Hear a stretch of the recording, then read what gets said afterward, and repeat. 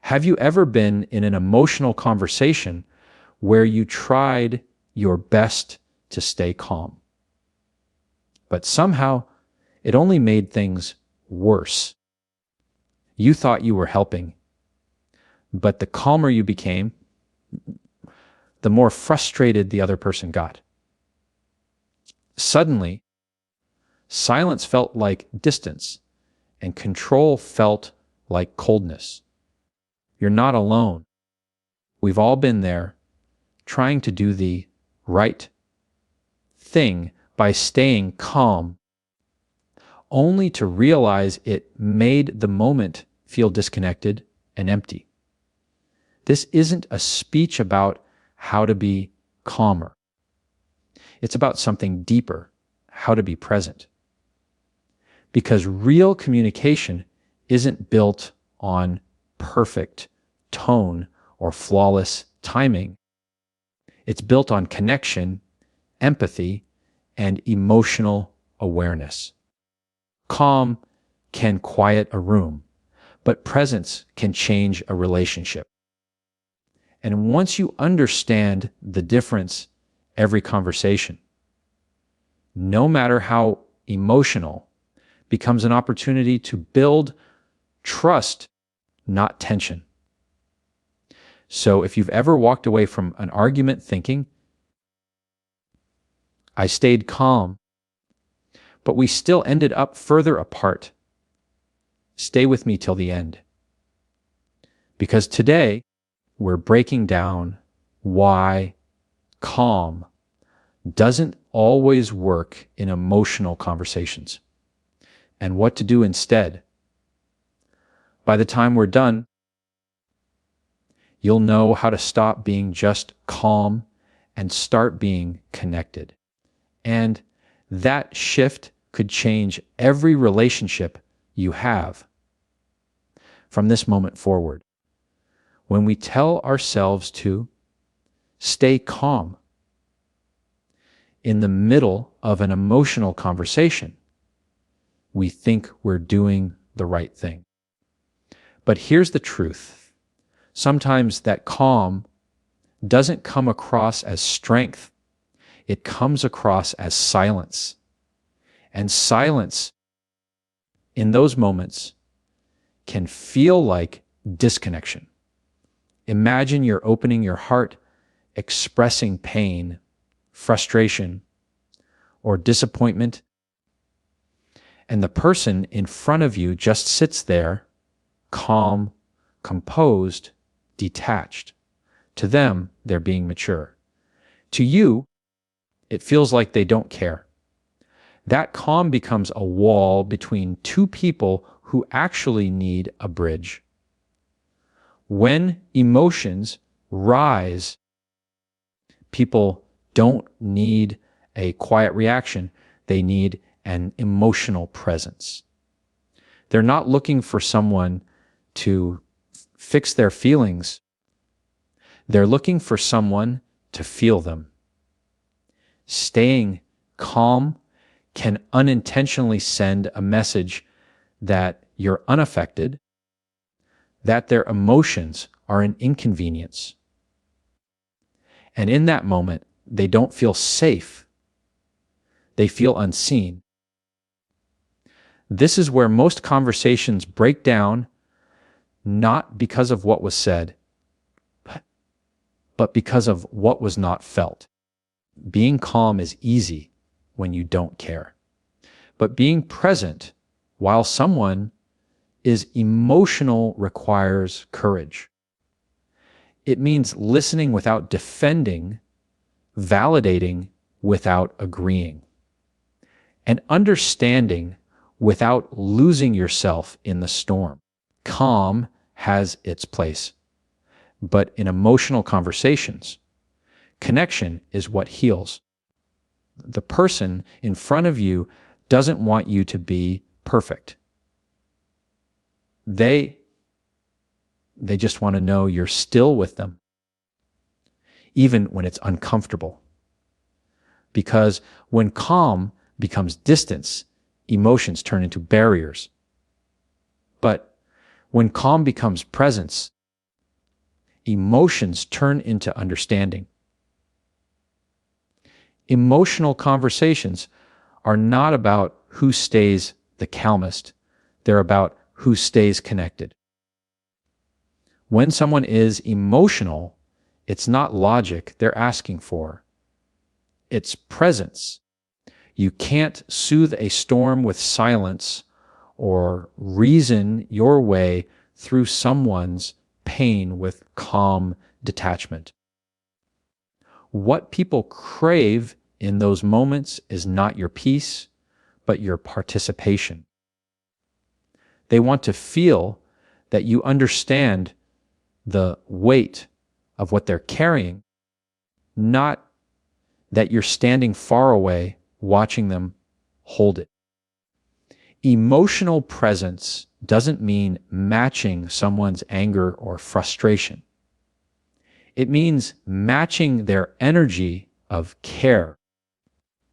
When a person raises their voice, it often comes from a place of wanting to be understood.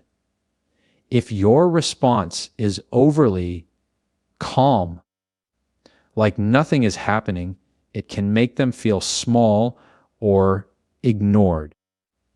The goal isn't to rise to their level of intensity. It's to rise to their level of empathy. Emotional presence means leaning in, listening actively, mirroring concern with warmth, and showing that what matters to them matters to you too. Being emotionally present requires vulnerability. It asks you to put down your shield of composure and step into the discomfort of someone else's feelings without losing your own balance. People remember how you made them feel, not how well you kept your cool. In emotional conversations, your tone, your eyes, your body language, they all speak before your words do.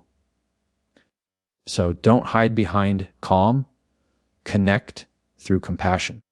Because when you meet someone's emotions with genuine presence, you don't just end an argument. You begin understanding. And understanding is what every emotional conversation is truly reaching for. When we tell ourselves to stay calm during emotional conversations, it often sounds wise, but sometimes that calm isn't peace, it's control.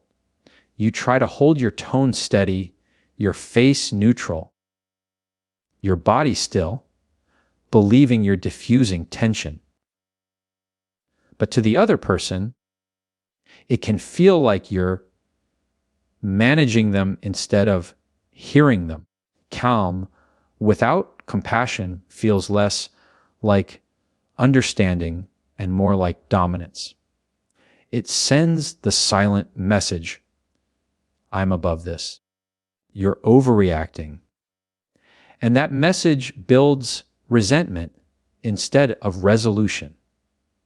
The truth is, trying to control the emotional temperature of a conversation by being calm doesn't make the room safer. It makes it colder. Because emotional control without emotional connection creates distance. The more you try to keep it together, the more the other person feels like they're losing you. They begin to believe that their emotions are a problem, that expressing them is wrong, that the only acceptable state around you is silence. That's not calm. That's suppression disguised as composure. Real emotional strength isn't about keeping your face still or your voice flat. It's about allowing space for another person's feelings without needing to control them. It's saying, I see you're hurt, and I can stay right here with you, not calm down so I can feel comfortable. Calm becomes powerful only when it's grounded in empathy. It becomes connection when it carries warmth, curiosity, and respect. When calm is used to quiet others, it builds walls. But when it's used to hold space, it builds trust. The goal isn't to control the emotion. It's to understand it. Because when you stop managing the moment and start meeting it, you turn control into connection, and that's where real communication begins. Being calm and being grounded are not the same thing. Calm is a surface behavior. Grounded is an inner state. When you're calm, you might look composed, but when you're grounded, you are anchored. You're aware of your emotions, you feel them, but you don't let them take the lead. In emotional conversations, groundedness is what allows you to stay present without becoming reactive. It's not about freezing your feelings. It's about staying centered in who you are while understanding what the other person is going through. When you focus only on staying calm, you start to monitor yourself instead of connecting with the other person. You think, I can't lose it. I need to stay chill. I have to look in control. But groundedness shifts the focus from appearance to awareness. You're no longer performing calm, you're practicing balance. You can feel your heartbeat, notice the tension, and still choose to listen instead of defend. That's emotional strength, not silence, not stiffness, but steadiness. Groundedness gives your calm a pulse. It makes your presence feel safe and alive instead of distant and robotic. It communicates, I'm steady, but I'm still here with you. And that's what diffuses emotional tension. The feeling that you're both in it together, not standing on opposite sides of the storm. To be grounded means you bring peace without forcing silence. You bring control without removing compassion. It's the difference between being untouchable and being unshakable. Calm might quiet the moment, but groundedness transforms it. Because when you stand steady in your truth and open in your empathy, even the most emotional conversation becomes a space for understanding, not conflict. When emotions rise in a conversation, most people focus on saying the right thing, keeping the right tone, or maintaining control. But the truth is, people don't remember how perfectly you handled it. They remember how connected they felt to you. The goal in emotional conversations is not perfection, it's connection. You don't need to have flawless words or the calmest voice. What matters is that you stay honest, human, and engaged. When you drop the pressure to get it right, you make space for something far more powerful. Understanding. Perfection often creates distance because it makes the moment feel scripted. Connection creates closeness because it makes the moment feel real. When someone opens up emotionally, they're not asking you to be composed. They're asking you to be present. They want to know that even when the conversation gets messy, you're not running away or shutting down. They want to see that you care enough to stay, even when it's uncomfortable. That's where trust grows, not from polished responses, but from genuine presence. We've been taught to manage conflict with calm and logic, but human emotions don't respond to control. They respond to connection. You can't fix what someone feels with reasoning. You mend it by understanding, by saying, I get it. That must have hurt. You do more than calm the storm. You help it pass. Emotional conversations are not tests of perfection. They're opportunities to build bridges. When you let go of the need to appear strong and instead choose to be real, you invite healing. Because in the end, what changes hearts is not how calm you were. It's how connected you made them feel. In the end, emotional conversations aren't about winning, proving, or staying perfectly calm. They're about understanding. Calm alone doesn't heal wounds, connection does. When you meet emotion with presence, when you choose to be grounded instead of guarded, you show real strength. You turn defensiveness into dialogue, tension into trust, and silence into understanding.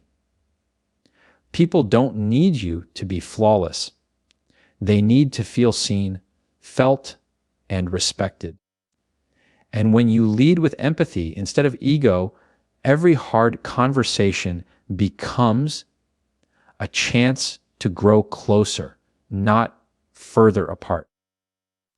So the next time emotions rise, don't aim to be the calmest voice in the room. Aim to be the kindest. Don't hide behind control. Stand firm in compassion. That's where real communication lives. That's where healing begins. Thank you for staying till the end. I hope this message reminds you that your calm has meaning only when it carries care, and your words have power only when they carry heart. Keep showing up as the grounded version of yourself, not the perfect one. You've got everything it takes to handle hard moments with grace and courage. Good luck. And remember, the goal isn't calm, it's connection.